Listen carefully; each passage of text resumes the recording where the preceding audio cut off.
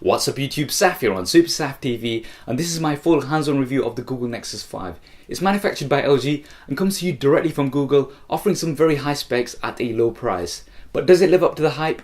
Well, do hit that thumbs up button, let's find out. Starting off with the size, very similar dimensions to something like the Samsung Galaxy S4, and it also weighs the same, just 130 grams, so very light and fits nicely in the hand. You've got a very clean and simple design, and I really like the minimal look. It's available in either the full black or the black and white versions. I say black and white versions because the white version has a black front and a white back. Other than just the colour, there are some minor cosmetic differences between the two, and MKBHD has covered those really well in a short video which I will link to in the description below. Now the material is a soft touch plastic, very similar to the 2013 edition of the Google Nexus 7, and in my opinion it feels premium, very nice in the hand, comfortable to hold, grippy, and doesn't attract fingerprints that easily, especially compared to a glossy plastic. So far everyone I've given the Nexus 5 to hold has really liked it. In terms of the screen, you've got a 4.95 inch IPS Plus display, so just shy of 5 inches, with a full HD resolution, so 1920 by 1080 pixels, giving it an amazing 445 ppi pixel density. It's bright, sharp, with good viewing angles. Images, text and video are very crisp and clear, and you won't see any pixels even if you try. The blacks aren't as deep as a Super AMOLED display. Nothing major for me personally, it might be a problem for some, but overall I'd say this is a very nice display. Performance wise, you've got a quad core 2.3 GHz Qualcomm Snapdragon 800 processor with the Adreno 330 GPU. So some of the high spec internals out there, right up there with the Galaxy Note 3, and you've also got 2 GB of RAM. Benchmarks put this amongst the top of the league, higher than the iPhone 5s and quite a bit higher than the Samsung Galaxy S4. I've done side by side benchmark and performance tests with both the iPhone 5s and the Samsung Galaxy S4, so do go ahead and check those videos out, links of which will be in the description below. Now with that processor, the GPU combined with the latest version of Android, in terms of actual performance, this is an absolute powerhouse. Very fast and snappy. I didn't have any issues in terms of speed whatsoever. General usage, multitasking, even gaming have been very smooth. And if speed is your thing, I really don't think you're going to be disappointed with the Google Nexus 5. Storage options, you have the 16 and 32 GB versions only with no expandable storage.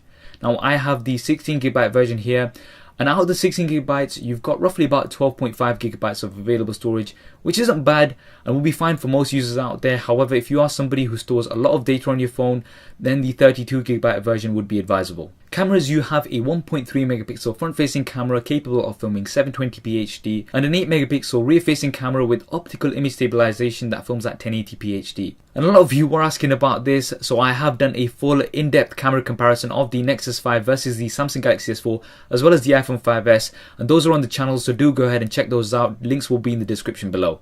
But overall, I'd say the front-facing camera is pretty standard, nothing special, should be okay for your selfies and video calling. The rear-facing camera, however, did impress me. I wasn't expecting too much from it, to be honest, but I do like it. Good details and colours, an impressive low-light performance too, which I think comes down to the optical image stabilization. The new HDR Plus mode is pretty good too, and you can get some nice dynamic range resulting in great images. Video quality is also really good, and the optical image stabilization really does help. In terms of audio recording, pretty decent, still records in mono with a single channel of audio. I would have preferred stereo sound with dual channels, but it's not the end of the world and you still get pretty decent audio. Two things to note. Firstly, when filming video in low light, although the result was pretty bright, it was a little choppy. Now I looked into this and it turns out that the frames per second drops to 20 frames a second in low light compared to 30 frames a second in good light. Here is the metadata from Adobe Premiere. Now I didn't change any settings, so it looks like it does this by default. And although the lower frame rate gives a brighter result, it does make the video choppy and I couldn't find a way to change this, so do bear that in mind. Also, you can't touch the focus while in video mode, so you have to rely on the autofocus on the camera, which isn't too bad, but it doesn't give you that full flexibility. Now moving on to the operating system, you've got the latest version of Android, which is 4.4 KitKat. Now this is a key advantage of the Nexus 5.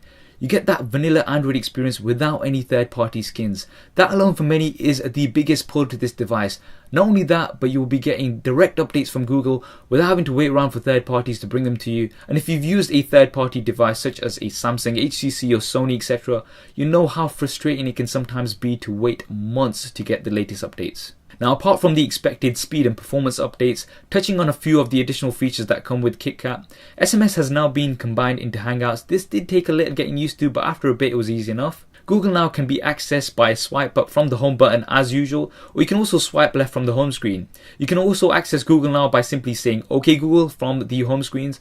But this didn't work for me initially as my language was set to English UK. Quite frustrating actually. But then I learned that it currently only works if your language is set to English US. So for any UK users out there shouting "OK Google" and thinking why the hell this isn't working, that's the reason why. The phone app has also been massively improved. You now have predictive dialer, so you can use the number keypad to quickly search your contacts. It automatically prioritizes your contacts based on the people you talk to most. And now, as well as your contacts, you can search nearby places right from within the dialer. I really like this feature, and just on the weekend I was ordering some takeaway. If you follow me on Instagram, you know that I order a lot of takeaway. Right from the dialer, I was able to find and call a takeaway, which was awesome. Traditionally, I would have had to go onto Google, search for it, and then dial it from there, but this was absolutely great. And you finally have built-in emojis in the Google keyboard. So these are smiley face characters and symbols which you can now use pretty much anywhere in any app. Other features include improved NFC payments, improved printing, newly designed quick office and others. Lots of these have been covered in detail in other videos on YouTube, so I won't go into too much here. You can go ahead and check those out. Some additional features a lot of you were asking about. Firstly, the LED pulse notification. Yes, the Nexus 5 does have an LED pulse notification light which flashes in different colors depending on the alert. So for instance, Facebook alert will flash blue, a Twitter alert will flash green, a message alert will flash white, and so on. Now, this was switched off by default. Not sure why. Seems odd that they would have this switched off by default, as it is very useful, but you can easily switch this on within the display settings. Another thing a lot of you were asking about is the SIM card. I can confirm that the Nexus 5 uses a micro SIM card. The speaker on the device isn't too great, to be honest, pretty standard. I found it a little tinny, and I would advise picking up some nice headphones, as the Nexus 5 doesn't actually come with any headphones. Now the battery, a lot of you were asking about this. You've got a 2300 mAh battery which is not removable, and well, it's decent. Nothing in the league of the LG G2 or the Galaxy Note devices. And if you're a light to medium user, I think you'll get through the day just fine, but if you're a heavy user, I do think you'll need a top up. In terms of my usage, I would consider myself a medium user, sometimes a little more, sometimes a little less. I take my phone off charge roughly about 7 to 8 AM in the morning, and I keep either Wi-Fi or 3G data on throughout the day. So that's 3G, I don't have 4G LTE. And my usage mainly consists of social media, so Facebook, Twitter, Instagram, some instant messaging, so WhatsApp and Facebook chat, a few pictures here and there, and a few phone calls here and there. Now I don't watch many videos or play many games, and this type of usage got me through the day on most occasions. But if I was using the camera quite a bit and had a lot of backups happening in the background with Dropbox and Google, then I did find myself looking for a charger by roughly about 9 PM. So I'd say it's okay, not great. Now finally, what really makes this device stand out is the price. You can pick this up for £299 here in the UK or $349 in the US. That's for the 16GB version. The 32GB version, £339 in the UK or $399 in the US. And that's off contract, which makes it almost half the price of most of the other flagships out there. Absolutely insane. A phone of these specs at this price is something we don't see very often. So there we have it, the Google Nexus 5. Overall a great smartphone, and any of the negatives are made up for by that amazingly low price. And if you have the value for money, then this is definitely the best option out there at the moment. Along with that vanilla Android experience, I won't have any problems recommending this phone. What do you think of the Google Nexus 5? Will you be getting it? Do you have it? Do drop me a comment below and let me know your thoughts. I hope you enjoyed this video and found it useful. If you did, as always, please do hit that thumbs up button for me. It really does help me out. And why not subscribe to the channel? I've got plenty more content coming up on here. Thanks for watching. This is Saf on Super Saf TV, and I'll see you next time. If you want to see more regular videos like this one, then be sure to hit the subscribe button, which will be below. If you're on a mobile device, it may be somewhere else. If you want to see my previous related video, then hit the link right here. If you want to stay in touch over Facebook, Twitter and Google+, then all of the addresses will be there somewhere, as well as direct links in the description below. Okay, if you're still watching, then that means you've not done one of those things, so, you know. Yeah. Anyway, I'm just gonna go downstairs. See.